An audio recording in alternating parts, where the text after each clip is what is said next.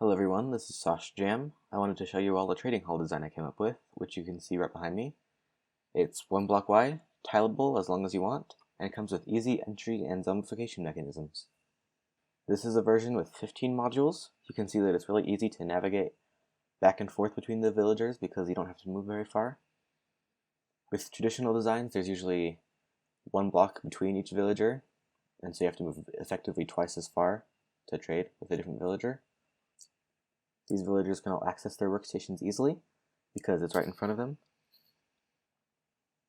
They won't try to move into different cells because they are standing on 2 layers of carpet, so that keeps them from trying to jump out or move into different cells. And there's also these trapdoors here to prevent them from moving and to keep them from having eye contact with each other. So if you accidentally punch a villager, these guys will not see it and they will not make their trades more expensive because they don't have eye contact. And then the trapdoors also prevent zombie villagers from attacking the other villagers.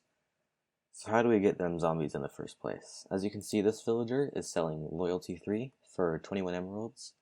That's pretty expensive, so what we want to do is we want to flip this trapdoor open, hit this note block, and then just wait.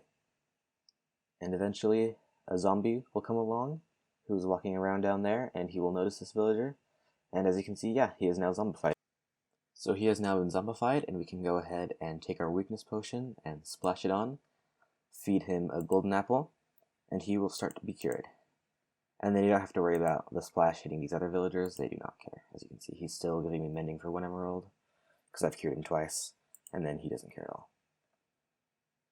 So that's fine. And if you do want to zombify more than one, with this 1 block range, you can hit up to 5 villagers at once with the weakness potion, and then it's a nice way to conserve resources. But as soon as he does get zombified, you want to make sure to hit the note block again to close the mechanism, so that when he is cured, the zombie doesn't attack him again. So now we're going to look at how the mechanism actually works. If I come down here, there's a little hallway where the zombie is walking, and when we hit the note block, one of these stairs is retracted, and that allows the zombie to see the villager. I've given him a sword so that he can kill the villagers faster. And then this here is a mechanism that allows you to dispense some water to flush the zombie out of the sides in case you have a villager on the other side that you want him to notice faster. So how do we get these villagers into the system anyway? All you need to do is you come up here. I have placed some guardrails down to keep them on the right track. If you get an adult villager up here, eventually he will see and pick up this composter, and he will pathfind towards it. He hasn't even picked it up yet. He's just an overachiever. Yeah, he's pathfinding towards it. He falls in, and then the trapdoor closes up behind him, and then you can just place a composter in front of him, and he will realize that that is his, and eventually he will start to work at it. As you can see, this villager has just been cured, and he is now offering us Loyalty 3 for a single emerald. So now let's take a look at how this trading hall works. First, we're going to start with the design that moves the stair block back and forth. This note block triggers this observer, which triggers a chain of note blocks and observers to trigger the sticky piston really fast. And that allows it to just spit out its block or just pull it back, as you can see. Then we have this villager standing on top of 2 layers of carpet. This prevents him from jumping or from trying to pathfind to other double carpet layers and interact with other villagers. And it also allows the zombie to know that he exists without actually seeing him, so that he won't try to attack him, but will quickly locate him as soon as the stair block is retracted. We have a trapdoor here that covers the note block so that you can walk across it and so that it won't make noise. Directly in front of the villager, we have a workstation that he can access with a trapdoor on top to prevent things like zombies from entering as easily. It does not matter what these 2 blocks are made of, but you want to make sure that this place is lit up so that no new mobs will spawn in there. And you want to make sure that this zombie is kept in this area and doesn't pathfind back here. So I've just added a light block and another block. Up here you can see this villager is barely colliding with a piece of string because of the carpet that he's standing on. And that is triggered next to an observer, which signals through a block and to the sticky piston, which is connected to this cauldron and this comparator, which opens this trapdoor. So you can see if the villager is not in the system, then the Cauldron is retracted, the comparator activates, and the trapdoor is open. Then as soon as a new villager falls in, it's just instantly retracted again, and the trapdoor closes. And he has now picked up this workstation, and then this block up here is just to prevent zombie villagers from burning in the sunlight. So building this thing is actually really cheap considering how effective it is. For a single module, all you need is 3 note blocks, 4 observers, 4 trapdoors of any kind, 2 sticky pistons, 1 cauldron, 1 bucket of water, 1 string, 1 comparator, 1 stair of any kind, 2 carpets, 1 slab of any kind, a bunch of building blocks, a workstation, a villager, a zombie, and some light sources.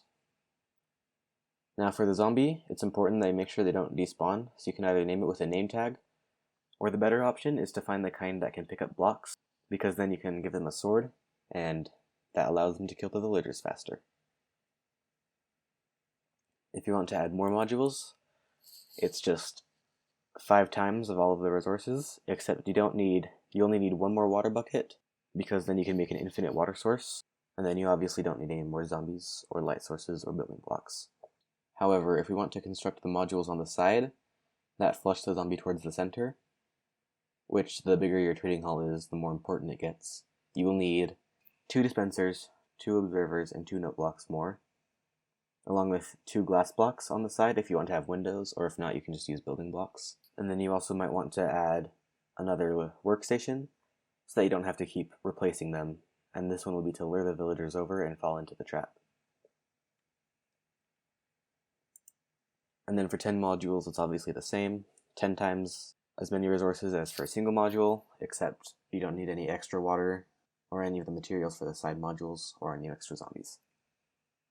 So to build this thing, obviously you're going to want a way to get villagers, and so the best way to do that is obviously to have a breeder. This is a setup that you can use to make sure only adult villagers are getting into your system. So what you can do is take your baby villagers and funnel them through a system like this, and what this does is it takes the baby villagers and they get funneled down into this little area, and then as soon as they grow up, like this one is about to, they just fly up and then they come down this tunnel to where the trading hall will be. So to build this thing, the first step is you want to clear out a 6 block deep by 9 block tall by as many modules wide as you want, plus 2 if you want to have the mechanisms on the side. And then you want to come out 1 block and then down 6 blocks from your reader. 1, 2, 3, 4, 5, 6, and then place note blocks 1, 2, 3, 4, 5. Then you want to come out 2 blocks and place a note block, and then place the rest of the note blocks so that now you have 2 rows of note blocks. Then you want observers on the backs of all of these note blocks, facing backwards, and a block at the end of those. You want more observers connecting to these note blocks, followed by more blocks, and then note blocks. Then you want to place an observer on top of all of these note blocks with another block, and then a row of sticky pistons on top of that. So now your trading hall should look something like this. We're going to build the modules at the sides now.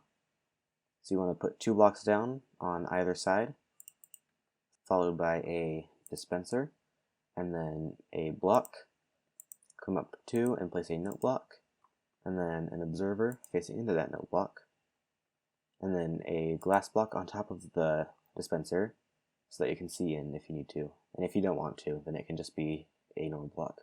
Then you want to place a water bucket in the dispenser, and now you're good to go.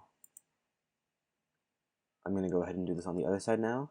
Dispenser, block, up 1 and place a note block, and then observer and glass block. So now you want to place another block on top of the glass block on either side, and place stairs all along here. And now is the part where you want to get your zombie. You can use a lot of methods for getting this, like minecart, tracks or just luring him in yourself. I'm just going to use commands to make it easy. You want to try and get the kind of zombie that can pick up items so that you can give them a sword with sharpness, and that will make it a lot easier and faster for them to kill the villagers. Now that your zombie is down there, you want to take carpets and place them like so, double layered, and then you want to put normal blocks on top of the observers with trapdoors on the side of them so that you can walk across the note blocks and not have to worry about accidentally flipping them.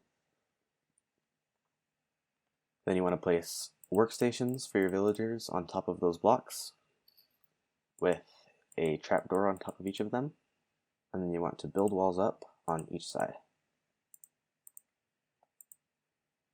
Now you want to put some blocks at the back to keep the villagers from escaping, and you want to go ahead and extend them to cover the pistons. And I'm also going to build them up just on the sides so that it looks a little nicer. Now you want to put the trapdoors that will keep the villagers from intermingling. You want to take the side that the villagers are coming from, so in our case it's this side, and you want to place the trapdoors on that side of the block. You're going to place a trapdoor down, and then you're going to place trapdoors on that side for all of them. And then you're going to flip them open. Now we're going to build a mechanism that keeps the villagers in place. You want to place some observers along here. Go to the front of them and place some string. The string should be resting on top of the trapdoors. Then you want to come behind the observers, place blocks directly behind them, and then place some sticky pistons on top of those. Then you want to place cauldrons on top of each of those sticky pistons and fill them full of water. And then you want to put comparators behind each of them. They should all be powered, followed by some blocks. And then the same direction as you place these ones, you're going to place trapdoors at the top half of the block, and they should automatically open, and that's good. So now you want to cover up the area where the cauldrons are with blocks or something else to keep the villagers from pathfinding there, because if they see the cauldrons, then they will try to become leather workers, and that will make it harder to get them into the system. It doesn't have to be pretty, unless you want it to be, but make sure that you leave a gap of air on top of the cauldrons so that they can freely move up or down. Now we want to come up and place some blocks above where all of the villagers are going to be standing. And this is to prevent them from burning once they do turn into zombie villagers. Now you're going to come place slabs up here to prevent villagers from escaping or zombies from trying to get in and attack them from outside. Baby zombies will still be able to, so you will have to light up the area, but the trapdoors should stop most of them from getting in. Now you want to come put blocks on top of the slabs to ensure that the villagers don't land on the slabs once they fall down. Now you want to place some guardrail blocks in order to keep the villagers walking this way. It's not as important, but it can help smooth things out. Now you want to come 1 or 2 blocks out. I find just 1 block extra to be the best. And then you want to take a workstation and just place it on top of there. And now your trading hall should be complete. You can go ahead and test that now by summoning a villager. You can see he goes in there, he grows up, and then he floats up the water stream. He instantly becomes a farmer, and any second now he's going to come down in. He's going to walk along and fall right into the system. And there he is. You can go ahead and trade with him. Eventually he's going to give up on this composter, but if he doesn't fast enough, then you can just break it and place it back, in case you have a lot of villagers coming in. I'm just going to simulate the rest of the 4 villagers right at once. I'm going to spawn them in and let them all grow up so I can show you just how easy it is once they are all built. So they just start coming in. One of them has already seen the workstation, but eventually they will push each other in Yeah, see? He's trying to pathfind over and he's just like pushing the rest of them in. Eventually they will give up, as I said before, they'll give up on that composter and allow other villagers to take it and become a farmer. And if that doesn't happen, then you can just break it and place it back, and then the next one will walk over eventually. See, and then the last one. Yeah. And if you're not going fast enough, then you can also like place a water bucket. And yeah, now they're all in the system. And you can trade with them, you can open it up and let the zombies attack them, and we're going to show that right now.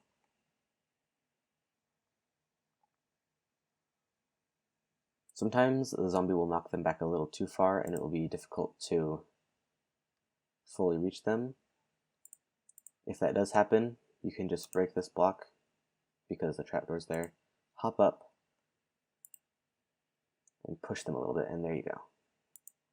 Now he is zombified, and we can go ahead and cure him whenever we want to. Thank you so much for watching. I hope this video could help you in some way. If it did, then please make sure to drop a like, and if you really enjoyed it, then make sure to subscribe. Have a great day, and I look forward to seeing you in another video.